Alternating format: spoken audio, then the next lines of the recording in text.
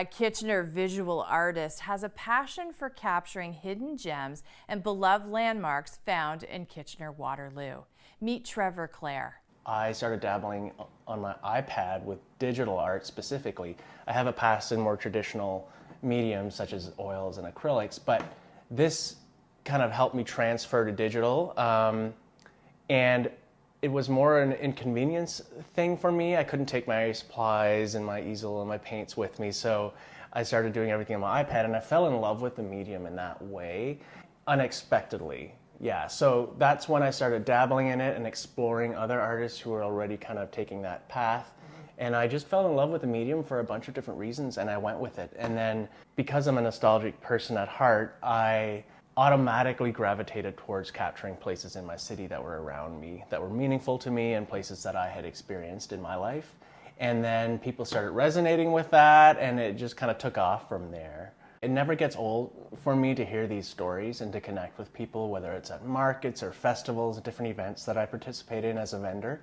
It gives me the opportunity to connect with the community, and that's something I absolutely love, because being an artist can be a little isolating sometimes. So that's my way of socializing with the community and getting in touch with them that way. And I hear so many stories over and over again about these places and how they connect emotionally and nostalgically with people in a way that I never really intended or expected.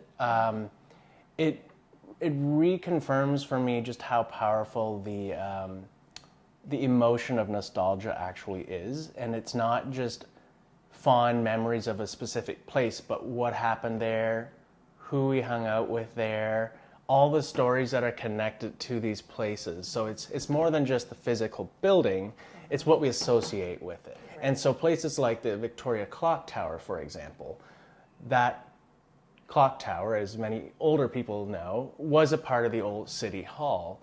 So people have very fond memories of old City Hall, especially at Christmas. It was all decked out. And a lot of people are still upset and sad that that's gone, but this is a way for us to capture and to kind of preserve a part of it. So my book, The Art of Nostalgia, is a result of a collection of artwork that I did over the course of about 3 years. And that is an archive almost of the local work that I did in Kitchener-Waterloo. Happened over the course of the span of approximately 3 to 4 years. And I came to the conclusion that I need to do something with this this collection, because a lot of people don't have wall space. A lot of people don't have financially, to buy all 25 of the pieces is not a feasible thing to do. So I'm making a book. That seems like the next right thing to do, because I also have a graphic design background, so it brings a lot of my passions together, like the creation of the book and being able to do all that myself with the assistance of my cousin who did a lot of the copywriting. The book is just a collection, almost a time capsule of the city that brings together all my artwork, but also talks a lot about the history and interesting facts about all the places. But then also, what was really interesting is I put out a request for people to send in their little memories of all these spots and little stories, which makes it really personal and interesting. And it's kind of like a community project. And it wasn't just me; it was the whole community coming together. It takes the book to another level. It's not just a book about art; it's a community time capsule.